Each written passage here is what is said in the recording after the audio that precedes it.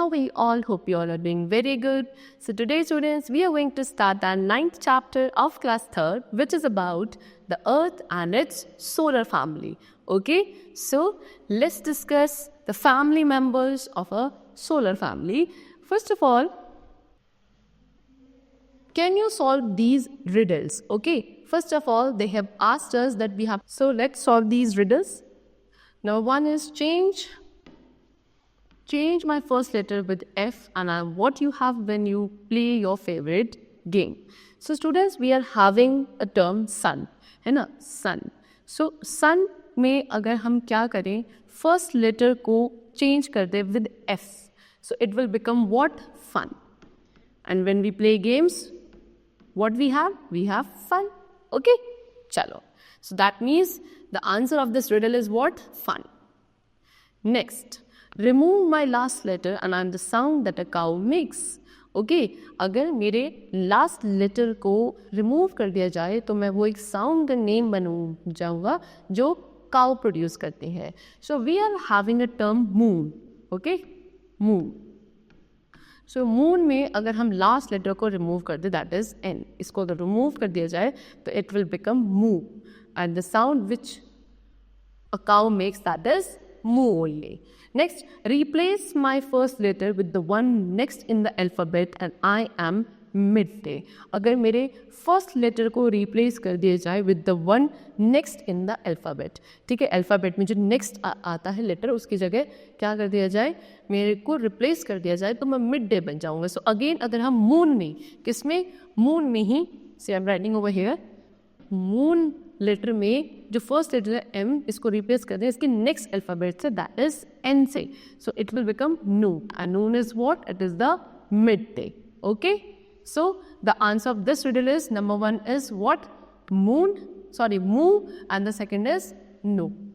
Next, reverse my order and catch run after us, I am also a big hero. मेरे order को reverse कर दिया जाए तो मैं जो वर्ड बनूंगा वो क्या है कि हमारे पीछे cats run करती हैं and I'm also a big hero. So we are having the term stars. Okay, stars होते हैं, stars को आप reverse कर लो तो ये क्या बन जाएगा, right, star. So उसको reverse कर दो तो it will become what? Rats. Okay, so cats किसके पीछे run करती हैं? Rats के पीछे run करती है. So the answer is rats. चलो, so we have solved these riddles. Now let's start our chapter. Let us know more about the earth and its neighbors. So अब हम earth और इसके neighbors के बारे में discuss करेंगे. We all know that the earth is made up of land, water and air. ठीक है, क्या बोल रहे हैं कि जो earth है वो किसका बना है? land, water and air का बना है. About 3/4 part of the earth surface is covered with water. earth surface का जो 3/4 part है वो water से covered है और जो remaining 1/4 part है that is लैंड. उसके साथ साथ हमारे अर्थ के आउटर सरफेस में there is a thick layer of air. Air एक थिक लेयर है जो अर्थ के सरफेस को सराउंड करती है. ठीक है, चलो. Now this solar system. So solar system की बात करी जाए so there are 8 planets that move around the sun in the fixed path. ठीक है, कितने? 8 टोटल प्लैनेट्स हैं जो क्या सन के अराउंड मूव करते हैं इन देयर फिक्स्ड पाथ. और उन 8 प्लैनेट में से अर्थ भी क्या है? One of the planets only. बाकी जो प्लैनेट्स हैं they are Mercury, Venus, Mars, Jupiter, Saturn, Uranus and Neptune. फिर सन और ये जो 8 प्लैनेट्स हैं they all together with their moons. Sun, उनके साथ ये 8 प्लैनेट्स और इन 8 प्लैनेट्स के सभी मून्स मिलकर क्या बनाते हैं? सोलर सिस्टम बनाते हैं. अगर पूरे सोलर सिस्टम की बात करी जाए तो जो अर्थ है it is the 3rd planet from the sun in the solar system. Sun से डिस्टेंस पे 3rd प्लैनेट जो होता है that is earth. They have shown in the solar system also. This is your sun. फिर ये Mercury है, this is Venus, earth, Mars, Jupiter, Saturn, Uranus and Neptune. So Mercury is the first one, second is Venus and the third is earth and the last is Neptune. Now next, planets do not have light of their own, they shine due to the reflected light of the sun. We think our earth to be very big, however the sun and the stars are much bigger than the earth. The sun alone is more than 1 million times bigger than the earth. How big the universe is with millions of stars like the sun and it. अब planets हमने बात करी कितने total 8 planets होते हैं, लेकिन planets की खुद की लाइट नहीं होती है, ये इनके पास जो लाइट होती है, ये जो शाइन करते हैं, ये सन की रिफ्लेक्टेड लाइट की वजह से शाइन करते हैं. हमें ऐसा लगता है कि जो हमारा अर्थ है इट इज़ वेरी बिग, लेकिन इसके अलावा बहुत सारे स्टार्स और जो सन है वो काफ़ी ज़्यादा बिगर है एज़ कम्पेयर टू दी अर्थ. सन अकेला ही अर्थ का 1 मिलियन टाइम्स ज़्यादा बिग है. ओके, सन अर्थ के 1 मिलियन टाइम से भी ज़्यादा बिग है कंपैरिजन में. सो वी कैन सी कि हमारा यूनिवर्स कितना ज़्यादा बड़ा है, जिसमें मिलियंस ऑफ स्टार्स और सन इंक्लूडेड होते हैं. Now we come to shape of the earth. Earth की शेप की बात करें, सो अर्थ क्या है, एक बिग राउंड बॉल है, बड़ी सी, like an orange. Okay, it is slightly flattened at the top and at the bottom. It is spherical in shape. Earlier it was thought that the earth was flat in shape. This is because we use only a very tiny part of a big arc at a time. It can be easily proved that the earth is round. ठीक है, सो अर्थ एक बहुत बड़ी round ball है, like an orange. Slightly थोड़ा सा flat होता है टॉप से और नीचे बॉटम से थोड़ा सा फ्लैट होता है. वैसे इसकी शेप स्फेरिकल होती है. पहले टाइम पे जो अर्थ की शेप थी वो फ्लैट मानी जाती थी. क्यों? बिकॉज हमें उस टाइम पे एक बड़ा सा सिर्फ आर्क दिखता था, छोटा सा, मतलब एक बड़े से आर्क का छोटा सा पार्ट हमें सब दिखता था. सो हम इसको फ्लैट शेप में मानते थे, लेकिन इसको इजीली प्रूव कर दिया गया कि अर्थ क्या है, राउंड शेप का होता है. You must have seen the ship sailing in the sea. It can be noticed that the lower part disappears first at the horizon and then that the middle part and the upper part disappears last. तो अगर आपने देखा हो कभी सी में किसी ship को cell करते हुए, तो वहाँ नोटिस किया जाता है कि जो लोअर पार्ट होता है वो पहले डिसअपियर होता है हॉरिजन पे, फिर उसके बाद मिडिल पार्ट और उसके बाद अपर पार्ट डिसअपियर होता है लास्ट में. सो इससे क्या पता चलता है कि जो अर्थ है वो राउंड शेप का है. अगर अर्थ फ्लैट होता तो पूरा का पूरा जो शिप है वो एक साथ ही डिसअपियर होता हुआ दिखाई देता. ओके, ना sellers also prove that the earth is round. Sellers ने भी क्या प्रूव कर दिया कि जो अर्थ है राउंड शेप का होता है. वो एक अर्थ के सर्टेन पॉइंट से सेल करते हैं and after selling on in the same direction they reach the same point on the earth.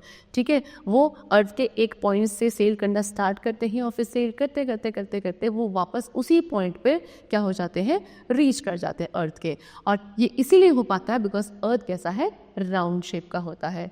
Astronauts जो मून पर गए, उन्होंने जब अर्थ की शेप वहाँ से ऑब्जर्व करी तो उन्होंने भी ये चीज़ प्रूव करी कि अर्थ आपका राउंड शेप का है. The photographs of the earth which the took from the moon also show that the earth is round. वहाँ से मून के सरफेस पे जब एस्ट्रोनॉट से जाकर अर्थ को ऑब्जर्व किया और वहाँ से अर्थ की फोटोग्राफ्स ली तो वहाँ से ये प्रूव हुआ कि अर्थ की शेप कैसी है, राउंड शेप है. ओके, चलो now next we come to rotation. So earth क्या करता है, अर्थ अपने एक्सिस पर स्पिन करता है लाइक ए टॉप. जैसे टॉप को देखा आपने, अपने एक्सिस पे इस तरीके से स्पिन करता है. सिमिलरली अर्थ भी अपने ही टॉप पर रह के स्पिन करता है. और ये जो मूवमेंट होता है अर्थ का, okay, this is known as rotation, right. Earth कहाँ से, वेस्ट से ईस्ट की तरफ स्पिन करना स्टार्ट करता है और अर्थ की एक रोटेशन कंप्लीट होती है in the time period of 24 hours. Okay, और इससे क्या बन जाता है, कंप्लीट डे कंप्लीट होता है. The axis of the earth which is an imaginary line is slightly tilted. अब जो ये अर्थ का एक एक्सेस है जो कि एक तरीके की इमेजिनरी लाइन है, ये थोड़ा सा टिल्टेड होता है. And rotation of the earth causes day and night. The earth gets light from the sun. और जो ये अर्थ की रोटेशन है, ठीक है, जो 24 आवर्स में कंप्लीट होती है, इसी की वजह से डे एंड नाइट होते हैं. ठीक है, अर्थ को जो लाइट मिलती है, अर्थ की खुद की लाइट नहीं है, उसको जो लाइट मिलती है वो किससे मिलती है, सन से मिलती है. You can say in the picture also कि जो अर्थ है वो अपने इस इमेजिनरी एक्सिस पे, this is the axis of what, earth which is an imaginary line. इसी इमेजिनरी एक्सिस पे, इसी इमेजिनरी लाइन पे अर्थ क्या करता है, रोटेट करता है in the time period of 24 hours. And because of which what happens, the day and night occurs. Okay, चलो. Now they have shown us, or they have given an activity also to us in which we have to take a ball. एक ball लेनी है, उसकी एक छोटी picture हमें draw small picture on it, okay. फिर उस पर एक छोटी सी पिक्चर आपको बनानी है, place a lighted torch at a small distance from it. फिर हमें उस पर क्या करना है, उस पर एक लाइटेड टॉर्च को लेकर जाना है थोड़ा सा डिस्टेंस पे रखकर उसको। फिर हम उस बॉल का क्या वो लाइटेड पार्ट को ऑब्जर्व करेंगे, उस ऑब्जर्वेशंस को we have to note down. Does the whole ball get light, क्या उस पूरी की पूरी बॉल पे लाइट फॉल करती है, and what happens when you rotate the ball, अगर हम उस बॉल को रोटेट कर दें तो क्या होता है। So you will observe that in pictures A and B the part of the ball which had the drawing does not get any light. So आप पिक्चर ए और पिक्चर बी में क्या ऑब्जर्व करोगे, हमारी बॉल का वो पार्ट जिसमें drawing है उसको लाइट नहीं मिलेगी, और जैसे आप बॉल को टर्न करोगे पोजीशन सी एंड डी में जैसे टर्न किया गया है, सो जो ड्राइंग उस पर बनी हुई है वो लाइटेड पार्ट में आ जाएगी। सो इस एक्टिविटी से क्या पता चलता है कि सिर्फ half of the ball which is in front of the torch gets light, सिर्फ बॉल का हाफ पार्ट जो आपका कहाँ है, आपके टॉर्च के बिल्कुल फ्रंट में है, सिर्फ उसी पे लाइट फॉल करती है। इसी तरीके की चीज़ें होती हैं हमारे अर्थ के साथ भी, ठीक है। We know that the earth rotates around its axis from west to east, हमें पता है अर्थ क्या करता है, अपनी ही एक्सिस पे रोटेट करता है from west direction to east direction. So only one half of the earth faces the sun at any given time, और जिस वजह से क्या सिर्फ आपके अर्थ का हाफ सरफेस होता है जो सन की तरफ फेस करता है किसी पर्टिकुलर टाइम पे, और इसी हाफ ऑफ द अर्थ पे जहाँ पे लाइट फॉल करती है वहाँ पे उस टाइम पे डे टाइम होता है, और जो बचा हुआ दूसरा पार्ट है अर्थ का जहाँ पे सन की लाइट फॉल नहीं करती है ना, वहाँ पे उस टाइम पे नाइट टाइम होता है, ओके। चलो नेक्स्ट इज रिवोल्यूशन। अब Earth not only moves about its axis but it also moves around the sun in a fixed path, and this fixed path is called its Earth orbit. अब अर्थ सिर्फ अपने ही axis पे नहीं rotate करता है या move नहीं करता है, वो एक अपने ऑर्बिट के अराउंड भी रोटेट करता है, या आप बोलोगे अपने ऑर्बिट में भी मूव करता है, और इस फिक्स्ड ऑर्बिट को, इस फिक्स्ड पाथ को क्या बोला जाता है, अर्थ का ऑर्बिट कहा जाता है। अर्थ कितना 365 एंड 1/4 डेज लेता है अपनी एक कंप्लीट रिवोल्यूशन को करने में around the sun. Next is the movement of the earth around the sun in a fix path is called revolution. और जो ये अर्थ का मूवमेंट होता है कहाँ, जब वो सन के अराउंड मूव करता है अपने फिक्स पाथ में रह के, इसको हम रिवोल्यूशन कहते हैं। और अर्थ के रिवोल्यूशन की वजह से जो चेंज आते हैं वो आते हैं सीजन्स पे। दैट मीन्स अर्थ जब अपने खुद के एक्सिस पे क्या करता है, मूव करता है, that is known as rotation. Rotation की वजह से क्या होता है, सिर्फ आपके डे चेंज होता है, डे कंप्लीट होता है, डे एंड नाइट होता है। लेकिन जब अर्थ क्या अपने फिक्स्ड पाथ दैट इज अपने ऑर्बिट में मूव करता है around the sun, that is known as revolution, और रिवोल्यूशन की वजह से चेंज इन सीजन्स होते हैं, okay. So now next we come to what, the sun. अब हम सन के बारे में पढ़ेंगे। सन क्या है, नियरेस्ट स्टार है हमारे अर्थ के, एक बहुत बड़ी सी बॉल है हॉट गैसेस की। सन की अपनी खुद की हीट और खुद की लाइट एनर्जी होती है, ओके। जितने भी 8 planets in the solar system revolve around the sun. Solar system में 8 के 8 प्लैनेट्स सन के अराउंड रिवॉल्व करते हैं। It is very hot on the sun with the temperature on its surface is more than 5000 degree Celsius. Sun का surface जो है बहुत ज़्यादा हॉट है क्योंकि यहाँ का जो टेम्परेचर है वो 5000 डिग्री सेल्सियस से भी ज़्यादा है। Now next is the moon. Moon के बारे में बात करते हैं। मून क्या है, हमारे अर्थ की only natural satellite, okay. It is the only natural satellite of the earth, ठीक। It is much smaller than the earth. Earth के कंपैरिजन में जो मून है काफ़ी छोटा है। कैसी शेप है मून की, स्फेरिकल शेप है। मून क्या करता है, it makes a complete orbit around the earth once every 27.3 days. Moon एक कंप्लीट ऑर्बिट रोटेट करता है, मूव करता है अर्थ के around in every 27.3 days. However, because earth is moving in its orbit around the sun at the same time, it takes slightly longer for the moon to show the same face to earth which is about 29.5 days. लेकिन क्योंकि जो हमारा अर्थ है वो भी move करता है अपने ही ऑर्बिट पे, किसके अराउंड, सन के around eight the same time, इसीलिए थोड़ा सा ज़्यादा टाइम पीरियड लगता है मून को अपनी कंप्लीट फेस को दिखाने के लिए अर्थ को, जिसमें कि टाइम पीरियड आपका 29.5 डेज तक हो जाता है। अब मून की भी खुद की कोई लाइट नहीं होती है, does not have its light of our own. वो शाइन करता है due to the reflected light of the sun, यानी कि वो आपको शाइन करता हुआ दिखता है, लेकिन किसकी लाइट की वजह से? सन की रिफ्लेक्टेड लाइट की वजह से, otherwise it does not have its own light. Plus there is no life on the moon since it has no air and water, क्योंकि मून सरफेस पर ना तो एयर है ना ही वाटर है, इसलिए वहाँ पे लाइफ पॉसिबल नहीं है। Have you ever wondered why the moon changes its shape? अब मून की जो शेप है वो आपकी कांस्टेंट नहीं रहती है, वो एवरी नाइट चेंज होती रहती है। अब ये जो चेंजेस हैं मून की शेप में, ये क्यों आते हैं, कैसे आते हैं, that we have to discuss. See there are different shapes of the moon, moon की डिफरेंट शेप्स होती हैं। We only see that part of the moon which is lit by the sun. Since the earth changes its position, the moon appears to change its shape. Okay, हमें सिर्फ moon का वो part दिखता है earth surface पे जिस पे सन की जो लाइट है वो फॉल कर रही होती है, क्योंकि अर्थ की पोजीशन चेंज होती है, इसीलिए मून भी अपनी शेप को चेंज करता हुआ हमें अपीयर होता है। At times we do not see the moon at all, कभी कभी ऐसा होता है कि हमें मून बिल्कुल भी नहीं दिखता। ओके, ये कब होता है? जब मून किसके? अर्थ और सन के बिल्कुल बीच में आ जाता है, और इसको कहा जाता है न्यू मून। ठीक है, फिर कभी कभी जो मून है वो आपको कुछ इस तरीके से दिखता है, लाइक दिस। ओके, कुछ ऐसी शेप आपको मून की दिखती है। Okay, this moon is called crescent moon. इस मून को क्या बोला जाता है? क्रेसेंट मून बोला जाता है। And when we see exactly half of the moon, it is called half moon. कभी कभी हमें बिल्कुल इस तरीके का मून, हाफ, ये कुछ इस तरीके से दिखता है, ये मून का बिल्कुल हाफ सरफेस दिखता है, तो इसको हम हाफ मून कहते हैं। And when more than half the moon is seen, it is called gibbous moon. और जब मोर देन हाफ, इससे हाफ मून से भी थोड़ा ज़्यादा पार्ट मून का दिखता है, उसको हम गिब्बस मून कहते हैं। And when the earth comes between the sun and the moon, we see the whole moon, it appears round in shape and it is called the full moon. और जब आपका जो अर्थ है वो सन और moon के बीच में आ जाता है, तब हमें कंप्लीट पूरा मून दिखता है जो बिल्कुल राउंड शेप का होता है, and this is known as full moon. Okay, See, they have shown you in the pictures also.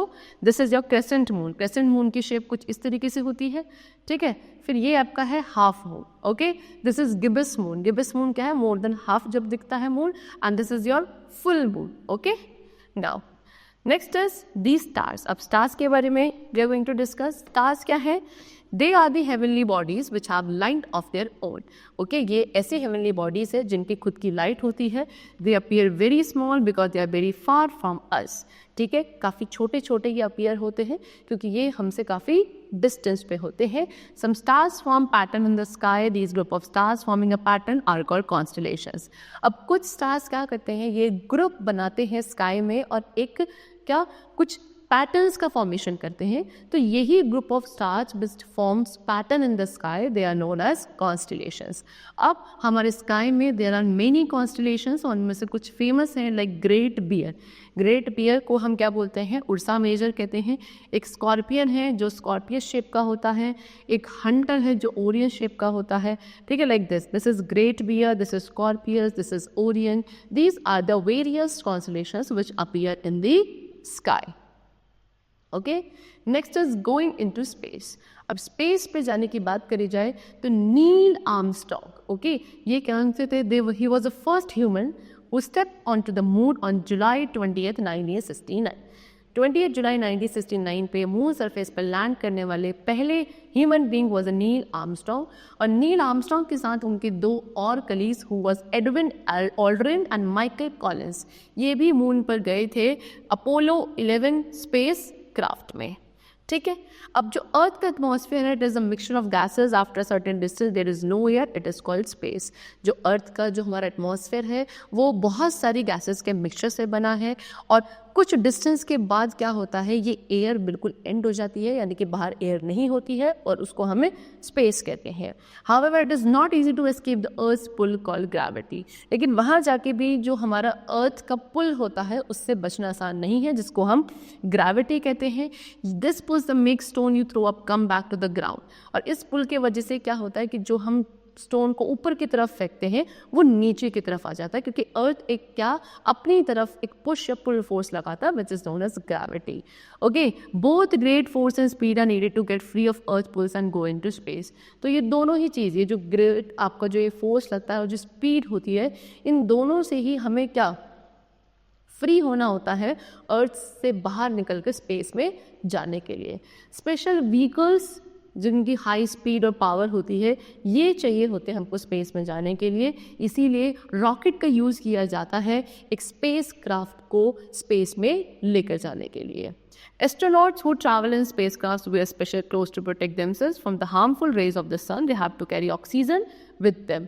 Astronauts को क्या, जो एस्ट्रोनॉट स्पेसक्राफ्ट्स में जाते हैं, बाहर स्पेस पर ट्रैवल करते हैं, वो कुछ स्पेशल क्लोथ्स वियर करते हैं खुद को सन की हार्मफुल रेज से प्रोटेक्ट करने के लिए। साथ में ही वो ऑक्सीजन सिलेंडर्स को भी कैरी करते हैं, बिकॉज ऊपर एयर प्रेजेंट नहीं है, ऑक्सीजन प्रेजेंट नहीं है, तो वहाँ लाइफ पॉसिबल नहीं हो पाएगी। Next is Yuri Gagarin. ये कौन है? एक सोवियत पायलट कॉस्मोनॉट है। ओके, ये पहली ह्यूमन बीइंग थी जो आउटर स्पेस में गई थी 12 अप्रैल 1961 में। स्क्वाड्रॉन लीडर राकेश शर्मा पहले इंडियन थे स्पेस में जाने वाले इन 1984। कल्पना चावला पहली वुमेन थी इंडियन ओरिजिन से जो स्पेस में गई थी 1997 में एक स्पेस शटल कोलंबिया में, लेकिन she died when returning from a second space voyage in 2003 when a space shuttle exploded. लेकिन जब वो अपना सेकंड स्पेस वॉयज करने गई थी 2003 में, सो शी डाइड क्योंकि उनका जो स्पेस शटल था वो एक्सप्लोड हो गया था सेकंड अपनी स्पेस वॉयज में।